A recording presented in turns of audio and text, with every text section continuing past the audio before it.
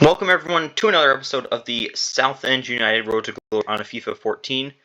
In today's episode, it's our first time up in the championship after securing promotion from last season. So obviously we're going to have to take a big step forward and just try to survive somehow, some way. And with this team, it's going to be pretty tough to do. We have some overperformers as far as our striker Payne goes. Naturally an attacking midfielder, but he is playing so well at that striker position, I have to keep him there. Also, Fenton at center back is doing a pretty good job. Welder at right back. But a lot of the other players would kind of like a little bit more of a overall jump from them, especially since, this is not a championship side overall-wise, but these old FIFA's form had a whole lot to do with player overall, so hopefully there's a chance we keep our good form and somehow stay up this year. But to help this team tremendously will be Jose Enrique, 61 to 71 overall, Spanish. Looks like he's going to end up being a central midfielder, 84 to 94 potential. I shelled out the big bucks for a Youth Academy scout last year for players just like this, because it's hard to buy players on FIFA 14, and we need some extra players. Omar Williams, just a little bit of depth. It will help us tremendously. Tommy Sapong, good backup goalkeeper. Zach Antunes, good bench player, I guess. Andrew Anibaba has been sold to Stevenage for $275K. Jose Enrique will not even get a chance to start playing at this club for quite some time as he broke his tibia and he is out for the next 4 months. Supposed to be the star kind of player joining this team this year. Big off-season signing. Won't even get to see him until the new year. And we didn't do anything much in the transfer window because we don't have the money to buy anybody that I would actually want to, play. And our starting right back tore his MCL to start the month of September, so he's out for 2 months. Ryan Leonard pulled his groin a couple days later. He's out for 3 weeks. Jose Romero a week later tore his hamstring. He's out for 6 weeks. And our 4-star, 5-star scout I'm sending to Italy to get some defenders. Really think that's the quickest and easiest way to improve this team right now. And, you want good defenders, you go to Italy. We're going to go to Greece to get some strong players. And going to go to Croatia to get some attackers. Chris Boyd has torn his MCL. He is out for 2 months. And Quan Mao, our starting central midfielder, has announced that he wants to leave the club because he just wants to leave. Which is just fantastic because, we're kind of relying on him this year, but I guess not. And we are bottom of the table. 17 points. We've won 3 total games. It has been a rough start to our time up in the championship. And, just losing these players to injuries and just wanting to leave in general is definitely not helping us. So, there goes Quan Mao. He's been sold to Norwich City for $4.5 million.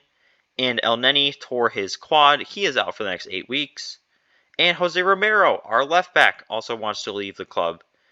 And he has been granted that wish to Bolton for $1.5 million. And the club has apported us Anthony Sire. I think it's how you're going to say his name.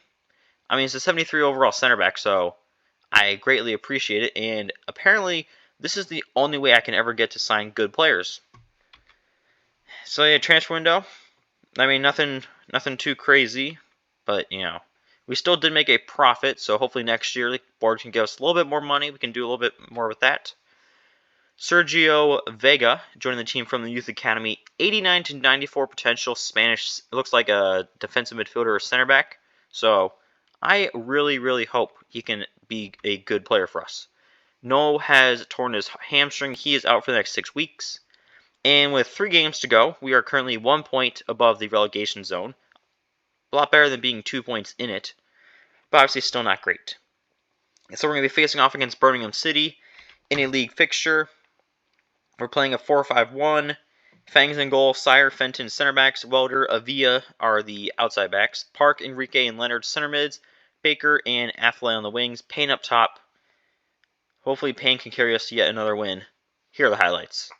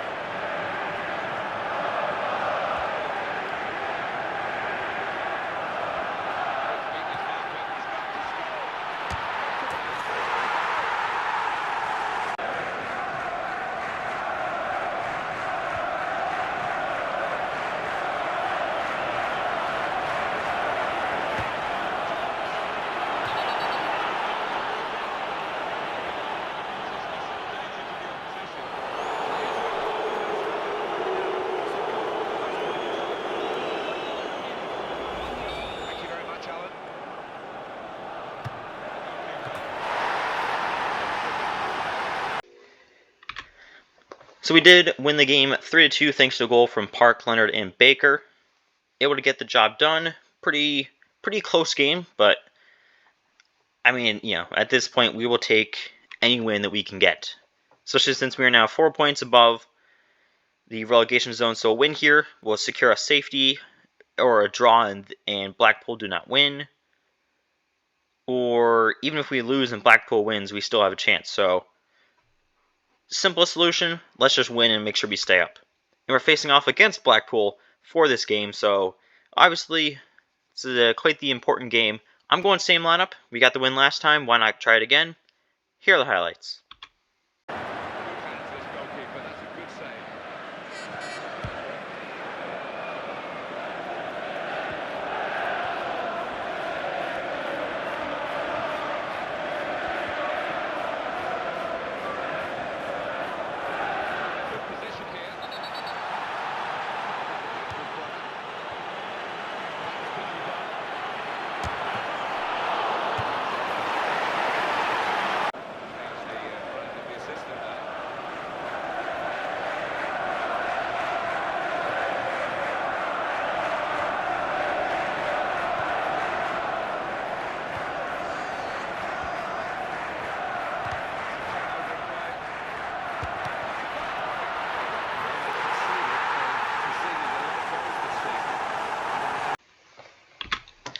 So we drew the game 1-1. However, that does help us a lot, as with both of us drawing, we are safe. Jack Payne did pull his hamstring during that game, so sometimes you gotta sacrifice to get the results you want.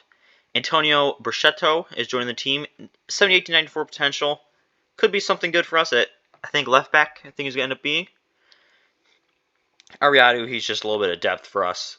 Navarro, though, at that left wing position, 88 to 94 potential. He's a natural attacker. Might move him into that striker position. We'll see, but expect a lot out of him in the future. And like I said, we secured safety. Just 5 points above relegation. We had a lot of players play a pretty crucial role for us this year. Jack Payne being one of them. 17 goals. Ron Athley from left mid had 7. Payne, again, for the second year in a row, 6 assists. Also leading goal scorer and assist getter. And also, for a second consecutive year, best overall player. We've now played 273 games, only 122 wins, less than 50%, but first year up in the championship, kind of expect us to not do as hot. And heading into next season, I mean, I don't need a new striker, I'm going to keep Payne. I'm thinking maybe a new center mid to replace Leonard. He was really, really good for the first couple of seasons, but he's kind of starting to lose his charm a little bit. But we won't get that chance because the club has decided to fire me at the end of the season. I mean, I don't know why they would do this, considering the fact they gave me no money to sign anybody. I didn't get us relegated. Somehow they wanted us to finish mid-table with multiple under 70 overalls in the championship, which is mainly 72 to 75 overall teams. But, sometimes it just, it is what it is. Honestly, I don't really like FIFA 14 career mode, so I'm very happy for the series to be over. I kind of want to move on to FIFA 15, FIFA 16, but this was not how I envisioned this series to end, but I'm kind of glad this is how it ended, because I did not want to go through a full 15-year career mode just to barely make it to the group stages of the Champions League. Definitely not built for these old career mode games, but then again, I looked up on YouTube. Road to Glories were pretty tough back then, and I understand why. It was an experience, it was worth it, but it is all now officially over. However, with every ending of a chapter begins a new one. FIFA 15 Luton Town Road to Glory coming out shortly, so make sure you guys subscribe so you can see that, and I'll hopefully see you all then.